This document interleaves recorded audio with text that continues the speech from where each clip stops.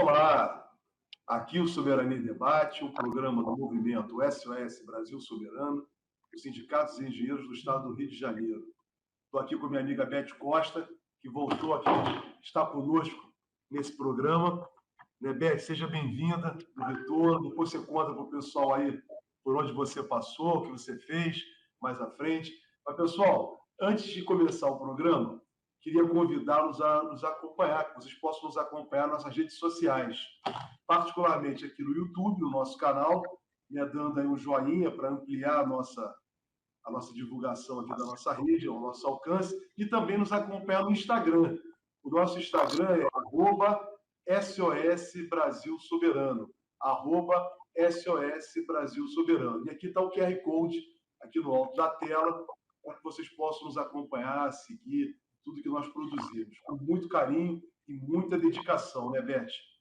Isso. E o programa de hoje vai ser um programa que nós vamos falar de democracia, principalmente democracia. Depois eu vou dizer qual é o título do programa, porque o que está por trás desse debate de hoje é exatamente o fortalecimento da democracia no Brasil, que andou tão ameaçada nos últimos anos, né, diante do governo anterior que estava à frente do Estado brasileiro. Nós vamos falar da CPI do 8 de janeiro, que concluiu seus trabalhos com indiciamentos, importantes indiciamentos para buscar a responsabilidade daqueles que atentaram contra a democracia e contra as instituições brasileiras e o povo brasileiro como um todo, né, Beth? Quem vai nos ajudar para esse programa de hoje, Beth? Não, eu vou chamá-lo, porque ele fez um esforço aqui para estar conosco. Nós estamos hoje tendo o prazer de ter como nosso entrevistado o deputado federal Henrique Vieira, pastor Henrique Vieira, que teve um papel fundamental durante a CPMI do 8 de janeiro.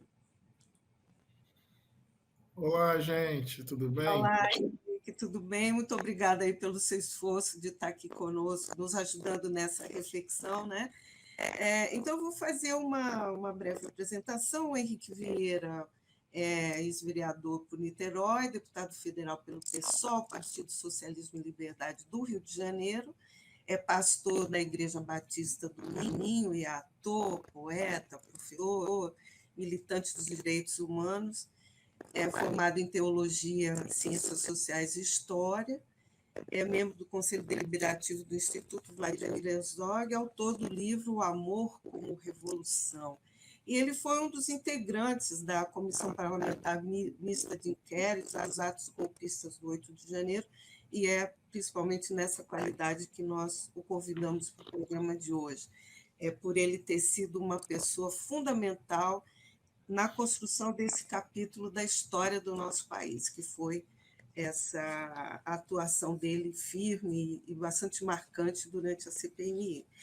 Então, deputado, a comissão, ela encerrou seus trabalhos, né, de investigação sobre a tentativa de golpe de Estado no dia 8 de janeiro passado, encerrou com um relatório robusto, né, depois de 180 dias de diligências, interrogatórios, foram acompanhados pelo Brasil inteiro.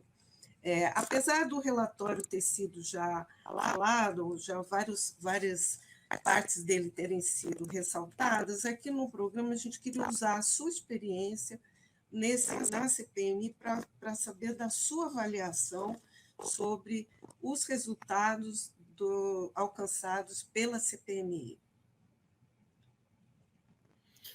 Perfeito. Bem, só para avisar que ficou um pouco instável a conexão, não sei se aqui ou aí, mas eu consegui pegar um pouco da ideia. Agradeço o convite de vocês mais uma vez. Uma pequena correção, eu não estou mais como membro do Conselho Deliberativo do Instituto Vladimir Herzog. Eu fui durante um bom tempo, com muita alegria, mas quando eu me candidatei, eu me licenciei, eu me afastei desse cargo, até por uma questão estatutária do Instituto, mas tem uma relação excelente com o Instituto Vladimir Herzog.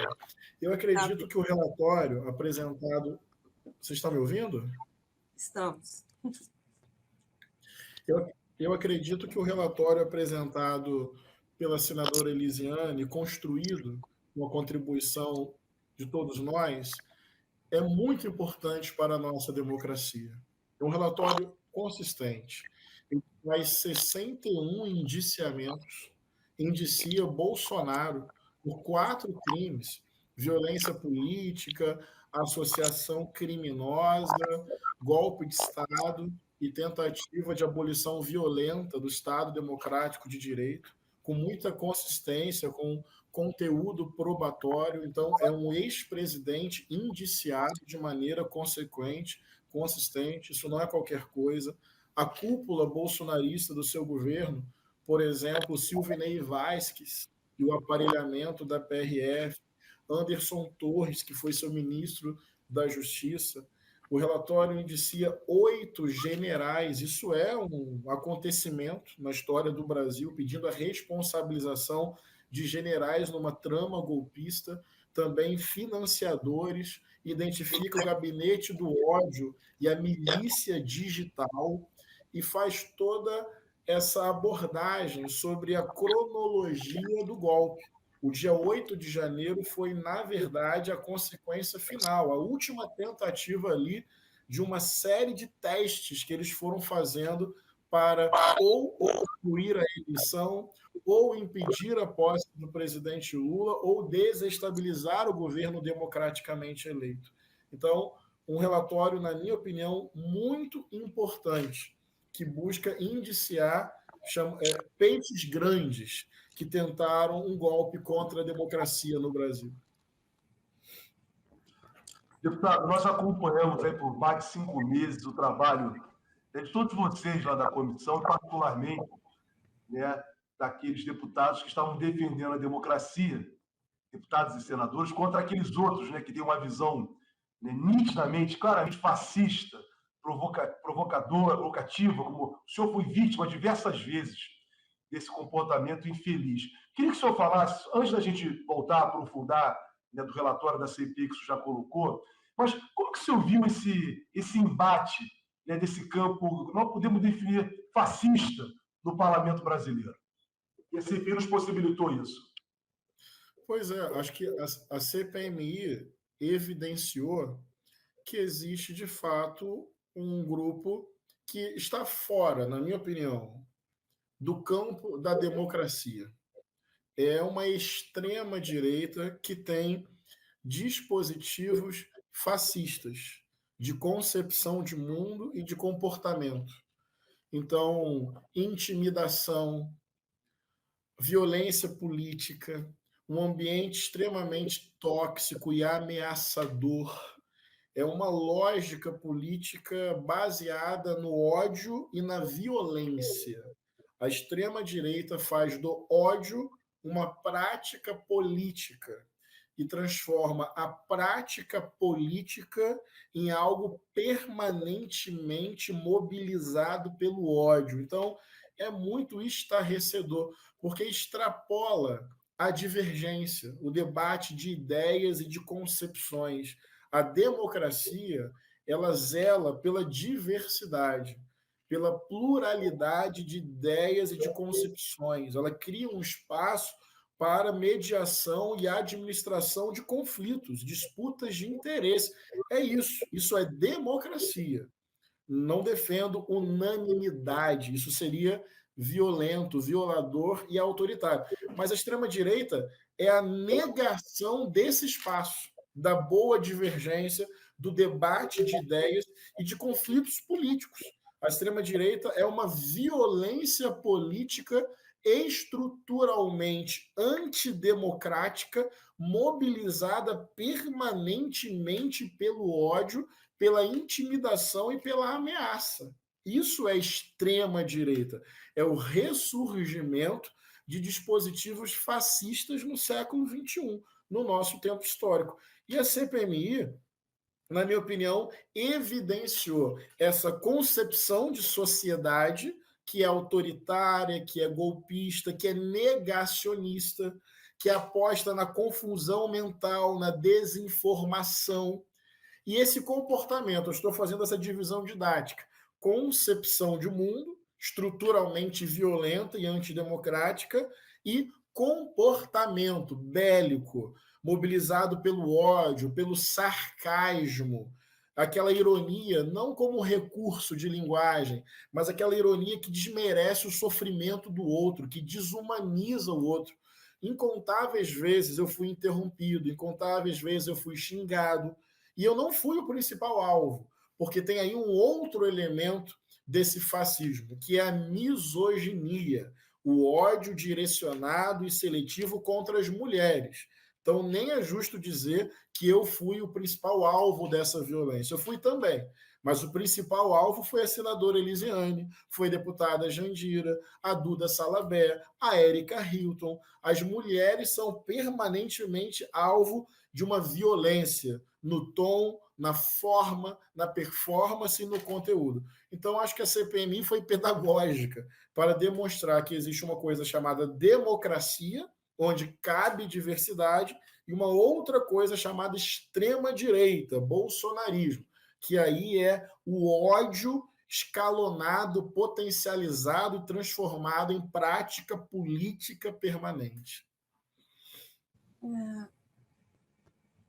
Deputado, ainda continuando nessa lógica que o senhor levantou agora, fazendo um pouco um contraponto, mas nós concordamos com a sua avaliação, essa extrema-direita, essa ultradireita, ela teve um palco ali na CPMI, porque uma é o nosso mundo, né? Outra é um mundo, parece aquele mundo paralelo, né? Onde se constrói uma outra lógica de uma milícia digital que está aí muito atuante, muito ativa, né?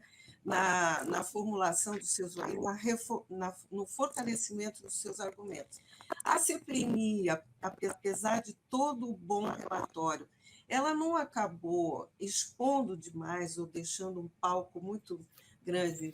Nós ficamos estarrecidos, mas eu tenho certeza que isso foi utilizado o tempo inteiro numa outra lógica, né?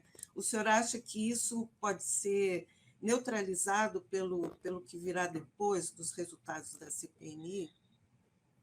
É porque a extrema-direita, ela existe. Ela tem força institucional e capilaridade na sociedade. Não tem como vencer a extrema-direita sem enfrentá-la, entende? Então, nós podemos ter inteligência na disputa. Nós podemos usar com sabedoria as nossas redes, as nossas entrevistas, para não ficar dando palco a esses indivíduos, favorecendo o algoritmo deles. Só que as ideias que eles manifestam, nós não temos outra alternativa senão combater essas ideias na arena pública e fazer isso de forma pedagógica e estratégica. Então, eu gostaria que a extrema-direita fosse um fenômeno tão irrelevante que nós não precisássemos debatê-lo, mas não é o caso, infelizmente. No mundo não é o caso. Tem um avanço de narrativas autoritárias e não vai ser escapando do debate que a gente vai vencer. Agora, tem que fazer com sabedoria, tem que fazer sabendo utilizar os nossos meios de comunicação para não fortalecer esses nomes, mas essas ideias nós temos que debater e combater. E a CPMI, ela cumpriu, na minha opinião, uma função político-pedagógica, porque as investigações estavam acontecendo como estão, no âmbito da Polícia Federal e do STF. Só que a CPMI trouxe tudo isso para uma arena pública. Eu acho isso importante, pedagógico. Então, o general Heleno teve que ser confrontado publicamente. Silvinei Vasquez, Anderson Torres, Mauro Cid, a cúpula da PM. Então, a CPMI cumpriu um papel pedagógico. Isso vai convencer uma base bolsonarista enraizada ideológica? Não, porque aparentemente nada vai convencer essa base. Mas eu acho que dialoga para um conjunto da sociedade, de pessoas conservadoras, de pessoas que até votaram em Bolsonaro, mas se assustaram com a ideia de um golpe, se assustaram com a ideia de um carro-bomba quase explodindo no aeroporto de Brasília, se assustaram com a depredação e a violência do dia 8 de janeiro. Eu acho que a CPMI não vai convencer aquele indivíduo que está tomado pela irracionalidade bolsonarista, mas ela cumpriu um papel para sinalizar para a sociedade brasileira e para diferentes espectros políticos que não vão topar o bolsonarismo raiz e a sua violência. Então, acho que neste sentido a CPMI cumpriu com limitações. Sim, é o jogo político, é bem difícil fazê-lo aqui no Congresso, mas cumpriu um papel político-pedagógico bem importante.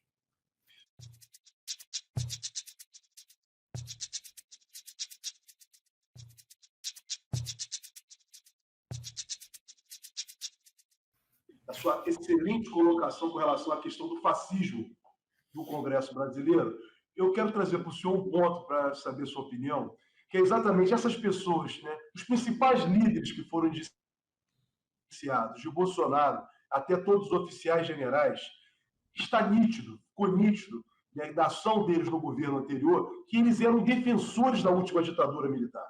Isso. Defensores. O Heleno é o melhor exemplo disso.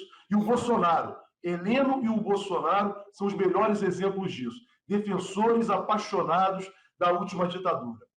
Essa CPI é a primeira vez que ela serviu, é uma instituição do Estado brasileiro que, como o senhor bem colocou, levou essas pessoas à exposição. O senhor pode colocar para a gente se tem a sensação de que nós iniciamos uma justiça de transição, a que não fizemos na redemocratização do Brasil agora? Esse papel da CPMI foi fundamental para iniciar essa justiça de transição no país?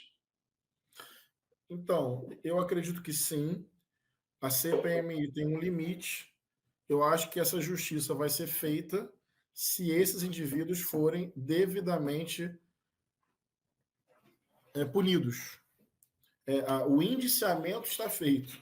Então, é parte importante. A CPMI cumpre o seu papel. Mas vamos lá, não basta indiciar. Se ficar apenas no indiciamento, eu acho que essa justiça de transição não estará completa e nós vamos reproduzir essa acomodação por cima, típica da história do Brasil, que acaba abrindo espaço para o ressurgimento de autoritarismos. Então, acho que a CPMI é parte dessa justiça. Eu lembro que no depoimento do general Heleno, eu comecei por aí, foi o meu início. Falei, olha, quero começar dizendo que eu estou diante de um general que apoiou a ditadura civil-militar. Isso já é um ponto de partida. Aliás, ao que tudo indica, salvo engano, ele participou de uma espécie de trama golpista contra o Geisel. É um golpe dentro do golpe para impedir uma abertura política. Então, não são só os apaixonados pela ditadura, são aqueles que não queriam que a ditadura tivesse acabado. Isso é o governo Bolsonaro, isso é a cúpula do governo Bolsonaro. É a romantização da ditadura e o grupo que, dentro da ditadura, no final da década de 70, queria a continuidade do regime de exceção. Então, a CPMI, ela cumpre um papel de dizer o seguinte: não podemos ficar em silêncio, não podemos fazer apenas uma denúncia política, é preciso dar consequência jurídica e penal para esses agentes da trama golpista. Eu nem sou uma pessoa punitivista, não é minha formação política, filosófica, teológica, existencial. Podemos conversar sobre isso. Mas nesse caso, não é por vingança, por ressentimento ou por prazer em punir. Não é por isso. É por justiça, é por memória, é por reparação, é para criar parâmetro de defesa da democracia, é para que não volte a acontecer. Se esses indivíduos forem responsabilizados penalmente, eu acredito que teremos um fato importante na história do Brasil. Deputado, mas agora a gente sabe que esse caminho, como Folena levantou, nós tivemos uma transição democrática sem punir a fundo, né, principalmente os militares golpistas, mas agora o ex-vice-presidente da República, agora senador, acabou de encaminhar, está em consulta até o Senado, um projeto de lei para anistiar os golpistas do 8 de janeiro. O senhor acha que esse projeto de lei apresentado no Senado, ele tem condição de ser aprovado pelo Congresso? Eu espero, sinceramente, que não. O Congresso é bem complicado, mas um projeto como esse, eu acredito que não faz maioria para votar. É uma afronta à democracia. As penas têm que ser dadas com consistência, proporcionalidade, a dosimetria do direito, a individualização da conduta, o devido processo penal, o direito à defesa. Tudo isso, para mim, é importante. Eu não sou daqueles que acham que nós temos que exceder a democracia para defender a democracia. É importante dizer isso, né? Inclusive, o rito de investigação tem que ser democrático. Agora, não dá para anistiar. Não dá para anistiar. Inclusive, não estou me referindo apenas às pessoas do dia 8 de janeiro. Não dá para anistiar toda a cadeia de comando, que chega, inclusive, no alto escalão do governo Bolsonaro e em generais aí da alta cúpula militar. Então, sem anistia, é a defesa que eu tenho feito insistentemente. Deputado, olha, só para destacar, é a primeira vez, né, na história republicana do Brasil que a gente tem conhecimento de generais, né, generais terem sido confrontados, né, questionados sobre comportamentos que praticaram. Então, isso é histórico, é muito importante, nós temos que nos mantermos firmes nessa luta democrática. Aí o papel das instituições. O Congresso brasileiro fez seu papel, e o Poder Judiciário está fazendo também. A atitude do senador Mourão, vamos dar o nome a ele, porque ele que está apresentando esse projeto de anistia, é um confronto não só ao Parlamento brasileiro, mas também ao Poder Judiciário, particularmente o Supremo Tribunal Federal, que já traçou um marco, né, para o processamento e de responsabilização dos atos de 8 de janeiro. Mas foi como o senhor falou, são muitos outros atos antidemocráticos que foram praticados. E aí quero perguntar ao senhor o seguinte, o senhor fique à vontade para responder. Como o senhor tem visto o comportamento, o posicionamento do Supremo Tribunal Federal em todo esse quadro, em todo esse cenário? Porque nós estamos falando de uma importante instituição da República Brasileira. Olha, eu tenho visto, nesse contexto, o Supremo Tribunal Federal agindo com seriedade e sendo um instrumento institucional importante para a defesa da democracia. Eu tenho visto desta forma, nesse contexto, a atuação do Supremo Tribunal Federal. Óbvio que você pode, no exercício democrático, questionar, decisões, interpretações dos ministros do STF. O questionamento é válido, então nem se trata de uma defesa acrítica, a priori, romantizada. A instituição tem que ser preservada, sim, porque faz parte do rito e da organização da nossa democracia. Inclusive, a lógica dos golpes contra a democracia, na contemporaneidade, esses golpes já não são mais assim com tanque militar e armas necessariamente. É uma erosão interna gradativa das instituições democráticas, junto com mobilização popular via redes sociais. Então, é a atualização do autoritarismo no mundo do século XXI.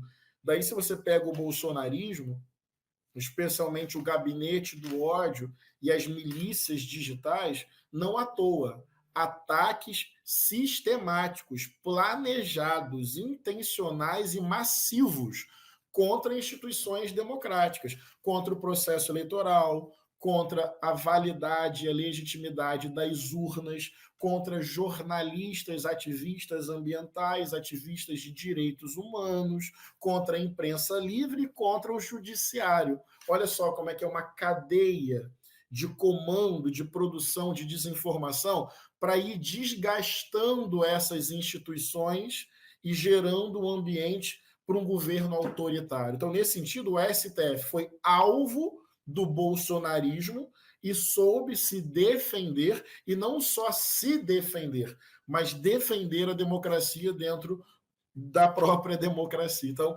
nessa rodada histórica, achei a atuação do STF bem importante para a defesa da democracia e criar freios institucionais ao governo Bolsonaro. Inclusive o ministro ontem, né, o Alexandre de Moraes, já requisitou todo o relatório da CPMI para pensar as investigações que estão lá sobre fake news e milícias digitais. E, assim, não querendo fazer uma comparação com o que foi a CPMI da Covid, que até hoje a gente ainda está esperando pelo resultado dessa. O senhor acha que com essa ação do ministro Alexandre de Moraes, esta CPMI do golpe, ela tem chances de mais rapidamente chegar a uma punição, indiciamento dos responsáveis e os mandantes? Então, essa é a minha expectativa sincera, viu? Eu sei que a CPMI ela tem um limite, nós encontramos esse limite e fizemos os indiciamentos. Isso aqui é Brasil, tem muitos mecanismos políticos de proteção desses golpistas, não tem ingenuidade nenhuma. Agora, tem base jurídica para ir até o final. Eu espero que tenha condições políticas para que isso aconteça. O fato do ministro Alexandre de Moraes juntar ao inquérito das milícias digitais o relatório, eu acho um bom indício. Ele está dizendo o seguinte: o que vocês têm aí ajuda no inquérito que está em curso aqui. Se você pega as primeiras condenações aos réus do dia 8 de janeiro, bom indício, porque ele está tipificado que houve uma tentativa de golpe. Se você pega Silvinei Vasquez e Anderson Torres presos, agora o Anderson Torres com medida cautelar, prisão domiciliar, bom indício. Então, na minha opinião, tem jogo a ser jogado. E do ponto de vista jurídico, dá para ir até o final. Eu nem fico num otimismo ingênuo, mas também não fico num pessimismo desesperado.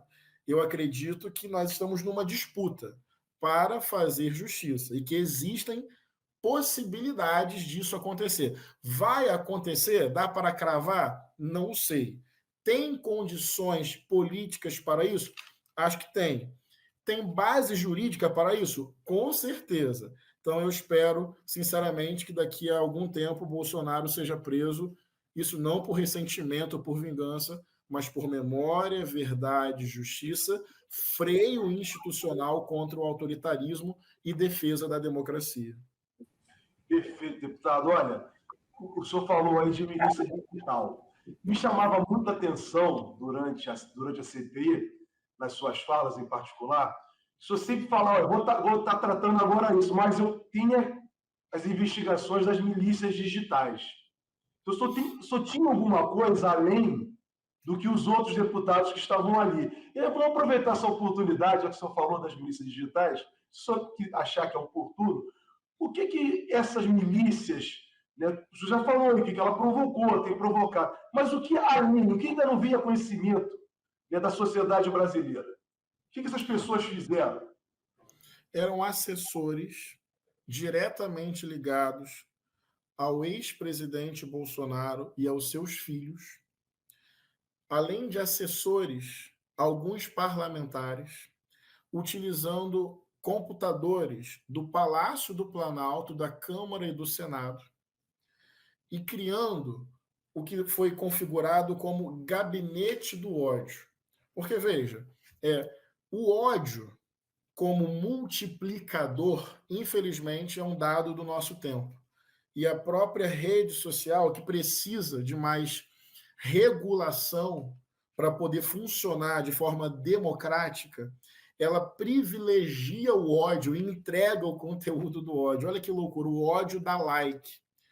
Só que, para além desse ódio multiplicado, das pessoas que em casa estão postando desinformação, fake news, ataques, organizando grupos de ódio, o gabinete do ódio foi o quê? Talvez seja isso que a sociedade brasileira pôde saber. O gabinete do ódio foi a institucionalização disso. não é tipo pessoas aleatórias postando conteúdo de ódio. Não, não, não. São assessores parlamentares vinculados à Secretaria da Presidência da República, produzindo conteúdo intencional de forma sistemática e planejada, e esse conteúdo continha ataques ao judiciário, ataques a adversários políticos, estimulando ódio e violência, e depois do dia 30 de outubro, inclusive estimulando um golpe.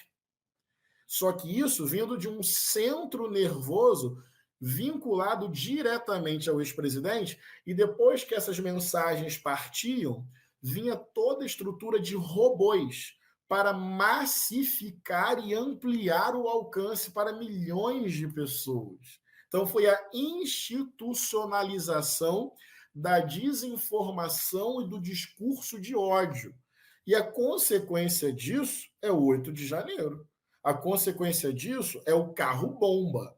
A consequência disso são as brigas familiares. A consequência disso foi até tiro dentro de igreja contra eleitor do Lula, porque isso vai moldando a subjetividade das pessoas, isso vai condicionando o comportamento, você vai criando esse sentimento fora STF, intervenção militar, abaixo o comunismo, Lula ladrão, você vai massificando, com desinformação, com mentira, com robôs, e aí você vai criando essa atmosfera social para legitimar um governo autocrático, autoritário, que suspende as instituições democráticas. Então, o gabinete do ódio foi isso. Inclusive, um dos indiciados, o Tércio Arnaldo, enfim, ele era assessor de Bolsonaro e agora foi contratado pelo PL para continuar assessorando o Bolsonaro. Não temos notícia, por exemplo, que ele foi demitido ou algo assim. Ou seja, esse grupo continua aí, só que agora sem o aparato da presidência da República.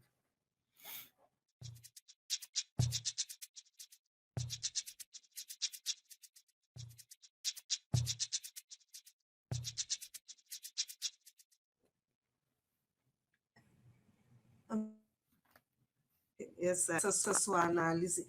Além disso, há outras partes do relatório que o senhor poderia detalhar para a gente, que o senhor achou importante, que venham à luz para a gente poder debater aqui como sociedade civil? Com certeza.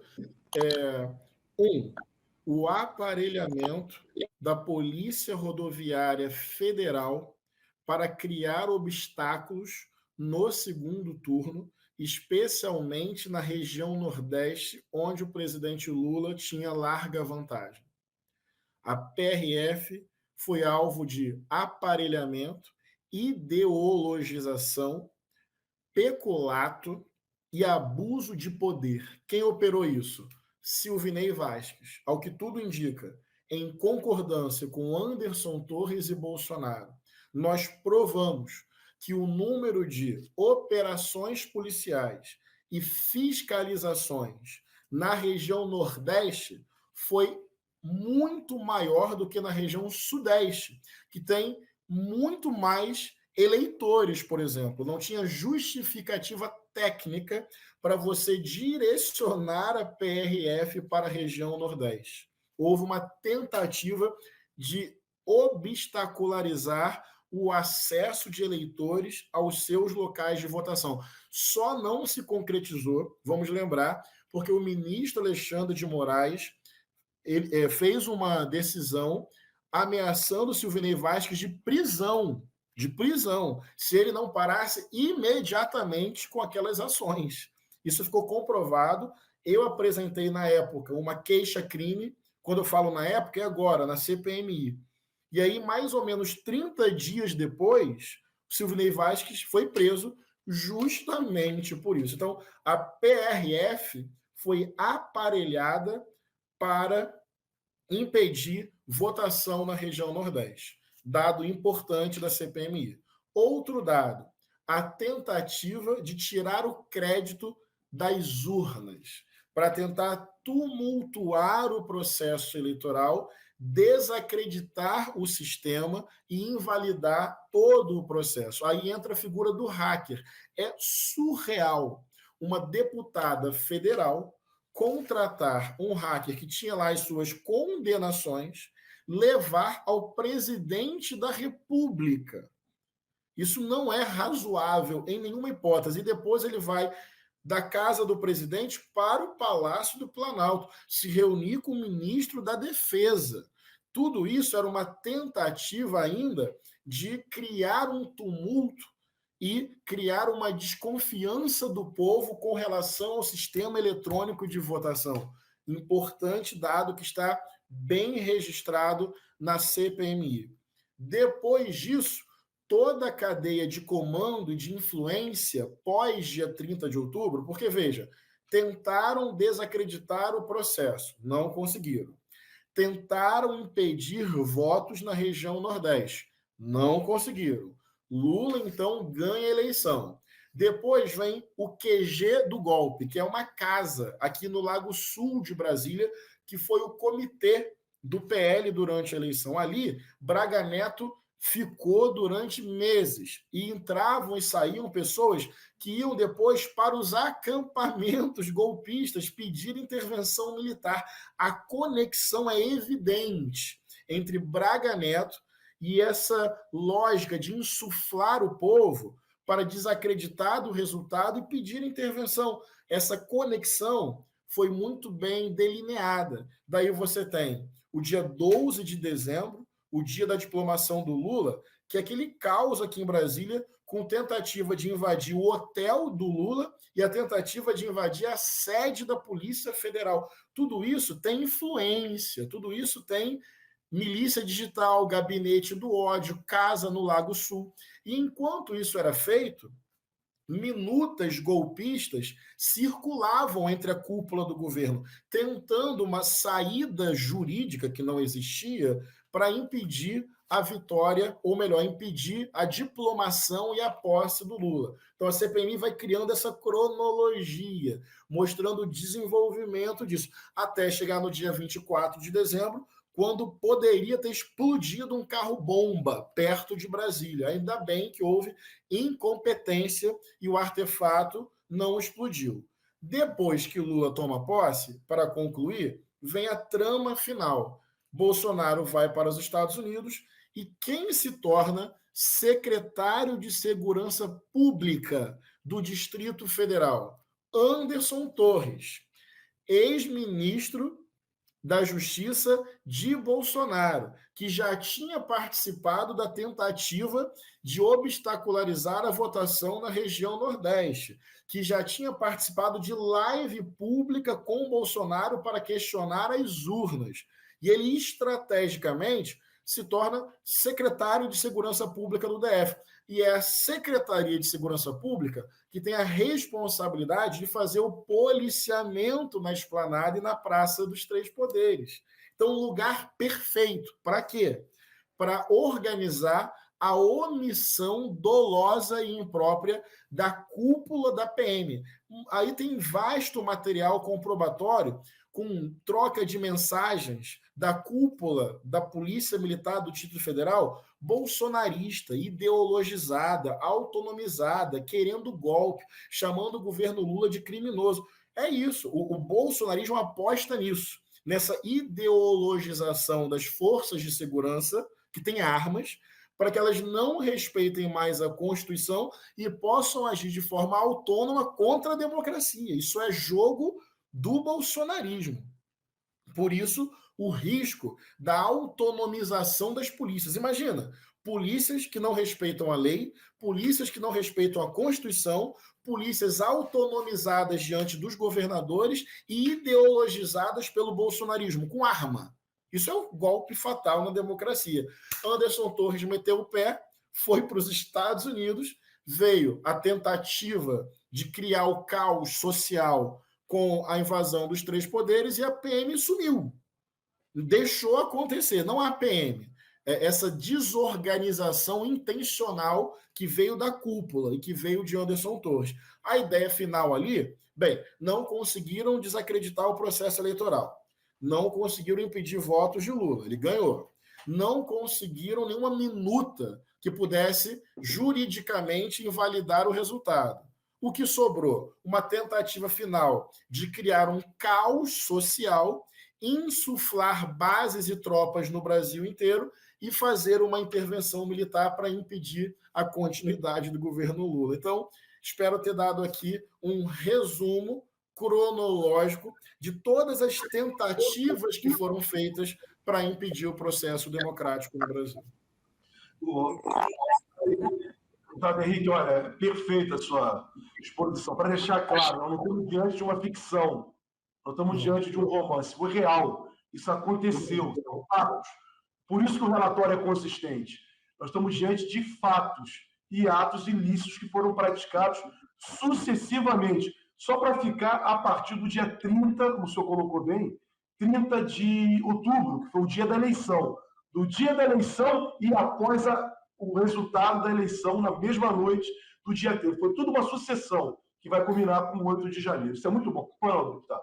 Só um comentário que eu acho que falta. Tentem imaginar comigo. A organização de um movimento social defendendo reforma agrária, defendendo política de moradia, defendendo reajuste do salário mínimo. Tenta imaginar isso acontecendo nas portas dos quartéis.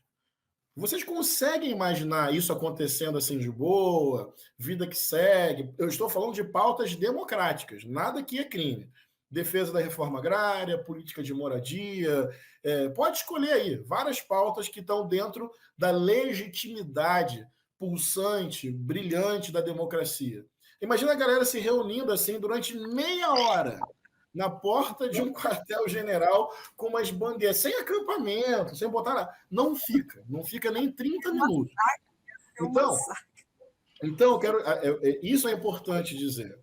Por isso é importante refletir sobre o papel das Forças Armadas na democracia e por isso que nós falamos sobre o Almirante Garnier, sobre o General Dutra, sobre Braga Neto, sobre Gomes Freire, porque não dá, gente. Um acampamento, e tinha ali indícios de drogas, violência, tinha tudo ali, de crime, mas mesmo sem esses crimes, a pauta, quero chamar a atenção, imagina que não houvesse esses crimes nesses lugares, e a pauta fosse intervenção militar, já está errado, é uma pauta antidemocrática, você está publicamente desmerecendo a vontade manifesta pelo povo no regime de eleição previsto pela Constituição. Então, evidentemente, era algo absurdo, fora da legitimidade da manifestação democrática. E isso se perpetuou na porta do quartel-general. E dali saiu a organização, sabe para quê? Para o carro-bomba. Então, por isso que é histórico o indiciamento de alguns generais. Acho que faltou eu ter falado isso, que esses acampamentos foram permanecendo na cara do exército, sem que nada fosse feito, e dali toda a trama golpista, manifestação de ódio, crimes internos e uma pauta antidemocrática. Se você for para a porta lá e falar assim, viva a democracia, duvido que você fique muito tempo sozinho lá, ainda mais fazendo um acampamento. Isso que o senhor coloca, porque é isso que eu quero dar um destaque agora com o senhor e saber a sua opinião. Quer dizer, o que o senhor está transmitindo é uma conclusão da CPI. A CPI chegou a essa conclusão, por isso o indiciamento de militares, inclusive do ministro da Defesa, que era um general da ativa anteriormente do governo Bolsonaro.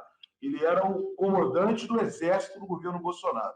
Muito bem, chegamos a essa conclusão, que as Forças Armadas brasileiras, mais uma vez, né, muitos agentes das Forças Armadas brasileiras, vamos colocar assim, flertaram diretamente contra a democracia.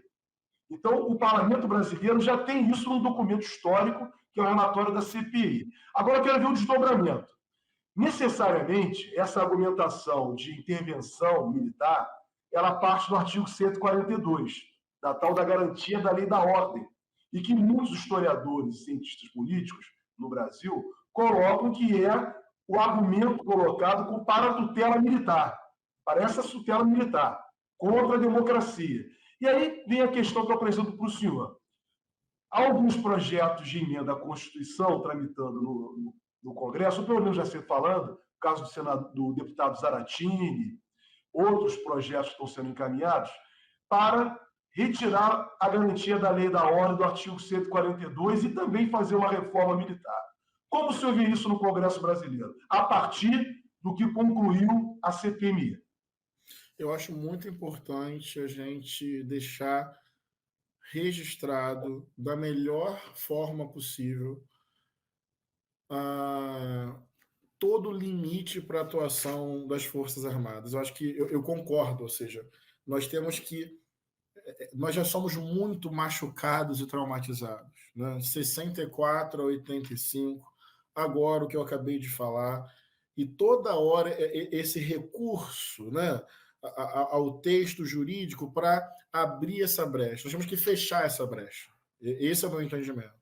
Então, eu sou favorável a não dar espaço jurídico algum para esse tipo de uso, que, no fundo, é uma utilização para derrubar a própria democracia. Então, sou favorável a qualquer emenda, né, que vem nesse sentido de salvaguardar mais, criar mais freios institucionais para que as Forças Armadas cumpram seu importante papel, sempre submetidas ao jogo democrático e às regras da democracia.